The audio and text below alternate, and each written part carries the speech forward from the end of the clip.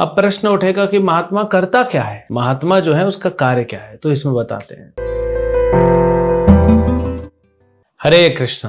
भगवद गीता अध्याय 9 श्लोक संख्या 14। सततम कीर्तयन्तो माम यतन्तश्च दृढ़व्रतः नमस्यन्तश्च माम भक्त्या नित्ययुक्त उपासते। ये महात्मा मेरी महिमा का नित्य कीर्तन करते हुए, दृढ़ संकल्प के साथ प्रयास करते हुए, मुझे नमस्कार करते हुए भक्ति भाव से निरंतर मेरी पूजा करते हैं। तो भगवान ने पिछले श्लोक में यानी 13वें श्लोक में बताया कि महात्मा कौन है, असली महात्मा कौन होता है। सिर्फ नाम देने से वो महात्मा नहीं कहलाता, उसका काम भी महात्मा जैसा होना चाहिए। महात्मा नाम सुमाम पार्थ दैविम प्रकृतिमाश्रिता। सबसे इंपॉर्टेंट, भगवान की जो दैवी प्रकृति है उसके आश्रित है, मतलब भगवान की शरण लिया हुआ व्यक्ति को ही महात्मा कहते हैं। अब प्रश्न उठेगा कि महात्मा करता क्या है, महात्मा जो है उसका कार्य क्या है, तो इसमें बताते हैं भगवान ये महात्मा करते क्या। सततम कीर्तयन्तो माम। सततम ये शब्द आप बारंबार सुनेंगे, यहाँ से गीता में 9वें अध्याय में 10वें अध्याय में बार बार ये शब्द आएगा। सततम, सततम मतलब हमेशा। सततम कीर्तयन्तो माम, माम मतलब मेरा। भगवान कह रहे हैं मेरा कीर्तन करते हैं महात्मा लोग। कब कब करते हैं? सवेरे 9 से 9:30 बजे तक या शाम को 6:30 से 7 बजे तक। सततम हमेशा करते रहते हैं। कोई कहेगा हमेशा कीर्तन करेंगे, बाकी काम कब करेंगे? तो कीर्तन का मतलब समझिए, यहाँ पे कीर्तन है भगवान का गुणगान करना। सवेरे उठ के भक्त लोग क्या करते हैं, सवेरे उठ के ही मुख से उनके कृष्ण का कीर्तन भजन गाना चालू कर देते हैं। नहाते हुए, तैयार होते हुए, फिर भगवान की आरती करते हैं, उसमें भी गाते हैं, कीर्तन होता है। फिर बैठ के जप करते हैं, हरे कृष्ण कृष्ण कृष्ण हरे हरे, हरे राम राम राम हरे हरे, वो भी कीर्तन है। फिर गीता पढ़ते हैं, भागवत पढ़ते हैं या सुनते हैं या सुनाते हैं, वो भी कीर्तन है। फिर चाहे पढ़ाई करने जाओ, चाहे ऑफिस जाओ, चाहे घर गृहस्थी का काम करो, जो भी करो, भगवान का मुख से कीर्तन लेते रहो। नहीं तो दूसरों को भी भगवान के बारे में बताना, ये कीर्तन है। ये तो सर्वश्रेष्ठ कीर्तन है, नाम संकीर्तन। दूसरों को नाम की महिमा बताना, भगवान की भक्ति के बारे में बताना, उनको बताना क्यों भगवान की भक्ति करना अति आवश्यक है। तो ऐसा दिन भर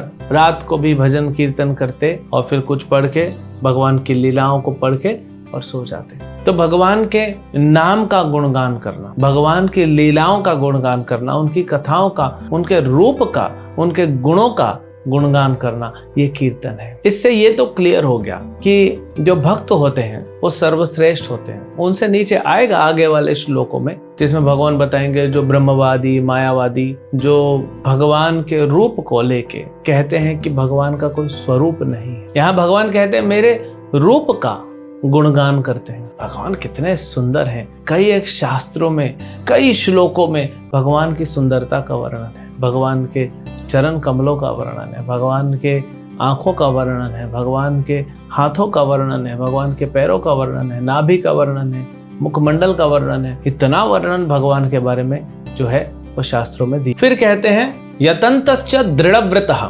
दृढ़ मतलब डिटर्मिनेशन के साथ, दृढ़ है और दृढ़ता पूर्वक व्रत का पालन करते हैं। भगवान के भक्त कौन से व्रतों का पालन करते हैं? जैसे उपवास होता है एकादशी के दिन, जन्माष्टमी, रामनवमी, गौर पूर्णिमा के दिन उपवास होता है, या फिर नियम जो भगवान ने बताए हैं भक्तों के लिए, उन नियमों का पालन करते हैं। तो दृढ़ता पूर्वक लगे रहते हैं। जो नहीं खाना है वो नहीं खाना है, जो नहीं पीना है वो नहीं पीना, जो नहीं करना है कार्य वो नहीं करना है। ये दृढ़ रहते हैं। ऐसे नहीं कि बाहर से तो चोंगा पहन लिया महात्मा का और कहीं बैठ के बीड़ी पी रहे हैं, वो दृढ़ नहीं है। दृढ़ मतलब जो नहीं करना है वो नहीं करना। तो भगवान का कीर्तन भजन हमेशा करेंगे और जो भगवान ने मना किया हुआ है वो कार्य कभी नहीं करेंगे। यतन्तश्च दृढ़व्रतः। फिर कहते हैं नमस्कार करते हैं, नमस्यन्तश्च माम नित्यम्। भगवान को भक्त क्या करते हैं? नमस्कार करते हैं। दृढ़ता से एक और पॉइंट है, महात्मा तो वहां पहुंच गए, वो भगवान के भक्त बन गए। हम जैसे साधक जो हैं, जो अभी भक्त बने नहीं हैं, बनने का प्रयास कर रहे हैं, ऐसे महात्माओं के आशीर्वाद से हम भगवान के भक्त बनने का प्रयास कर रहे हैं। इसलिए साधक को भी दृढ़ होना पड़ता है। हालांकि हम दृढ़ होकर आगे बढ़ते तो हैं, लेकिन कभी कभी भगवान की बहिरंगा शक्ति माया हमें क्या कर देती है? हरा देती। लेकिन हमें दुखी नहीं होना चाहिए, हमें हतोत्साहित नहीं होना चाहिए और फिर से खड़ा होना चाहिए और फिर आगे बढ़ना चाहिए। जैसे छोटे बच्चे होते हैं, वे जब चलना सीखते हैं तो गिर जाते हैं, वे फिर खड़े होते हैं। आप देखेंगे उनसे सीखने को बहुत मिलेगा। वो फिर चलते हैं, फिर गिरते हैं, फिर खड़े होते हैं, फिर चलने का प्रयास करते हैं। तो हम अभी पूरी तरह दृढ़ नहीं बन पाए, लेकिन हम दृढ़ बनना चाहते हैं। ये दृढ़ संकल्प लेंगे कि भले मैं हारूंगा बीच में बार बार, लेकिन मैं फिर खड़ा होऊंगा और मैं भगवान की भक्ति को प्राप्त करूंगा। ये दृढ़ता हमको लानी है। और फिर नमस्कार करते हैं। नमस्कार करने का मतलब क्या होता है? एक तो होता है भगवान को नमस्कार करना। हमारे कई एक आचार्य हुए, रघुनाथ दास गोस्वामी, श्री रघुनाथ दास गोस्वामी वृंदावन में रोज भगवान को 2000 प्रणाम करते थे। आप करने जाओगे आज तो कमर टूट जाएगा हमारा। तो 2000 बार खड़े होना, फिर प्रणाम करना, फिर खड़े होना, फिर प्रणाम करना। तो ये तो एक हो गया कि नमस्कार करना मतलब प्रणाम करना। तो हम इतना नहीं कर सकते जितना कर सकते हैं। जब जब मौका मिले भगवान को, घर में भगवान का तस्वीर आपने रखी है, भगवान उस फोटो के रूप में भी आपके घर में आए हैं, वो साक्षात भगवान है। वो एक हो गया प्रणाम करना। फिर होता है भगवान की बात को सुनना। जो भगवान उपदेश दे रहे हैं गीता भागवत में, उसको पालन करना ये भी आवश्यक है। क्या करना चाहिए, क्या भक्ति के लिए अनुकूल है, क्या भक्ति के लिए प्रतिकूल है, ये सब हमको करना चाहिए। फिर कहते हैं कि उपासना, नित्य युक्त उपासते, हमेशा उपासना करते हैं। उपासना मतलब भगवान की सेवा करते हैं। भक्त क्या करता है?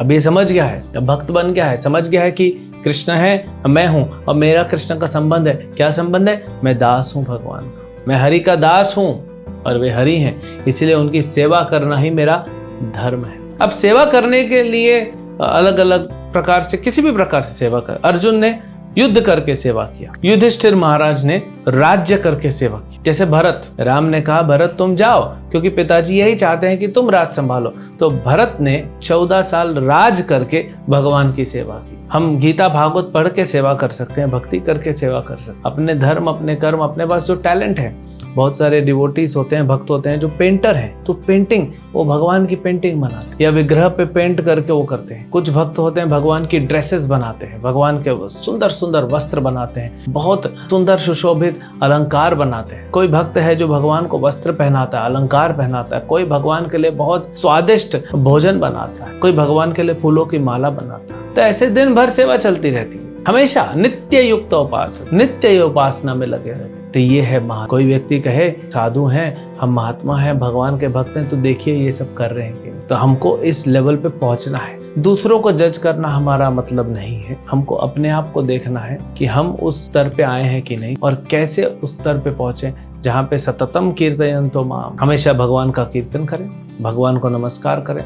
यतन्तश्च दृढ़व्रता, दृढ़ता पूर्वक भगवान के शब्दों को पालन करें और नित्य युक्त उपासते, भगवान की नित्य उपासना करें। आप घर में रह के भगवान के लिए भोजन बनाइए, भगवान को फूल अर्पित कीजिए, आरती कीजिए, अगरबत्ती जलाइए, प्रणाम कीजिए, भगवान के मंदिर को साफ सफाई कीजिए। कोई घर में आता है तो उनको भगवान का प्रसाद दीजिए, नहीं तो आपके पास समय है तो बाहर जाके भगवान का प्रसाद थोड़ा थोड़ा अपने अड़ोस पड़ोस में लोगों को बांटिए, उनको भी प्रसाद खिलाइए। प्रसाद खाने से उनका भी भक्ति होगा, उनका भक्ति प्रारंभ होगा, आपका भक्ति आगे बढ़ेगा। तो नित्य हम भगवान की सेवा कर सकते हैं। ये भगवान स्वयं बता रहे हैं कि जो महात्मा होते हैं वे क्या करते हैं। और आगे के श्लोकों में भगवान बताएंगे जो विश्व, भगवान ने विश्व रूप दिखाया, तो विश्व रूप को जो मानते हैं वे कैसे, वे महात्मा तो नहीं है। भगवान का हर भक्त महात्मा नहीं होता, टॉप वाले होते हैं महात्मा होते हैं, लेकिन नीचे बहुत सारे होते हैं। तो उन अलग अलग कैटेगरी में बताया जाएगा, लेकिन पहुंचना कहाँ है हमको? सबसे टॉप कैटेगरी पे हमको महात्मा के स्तर पे पहुंचना है। भक्ति करके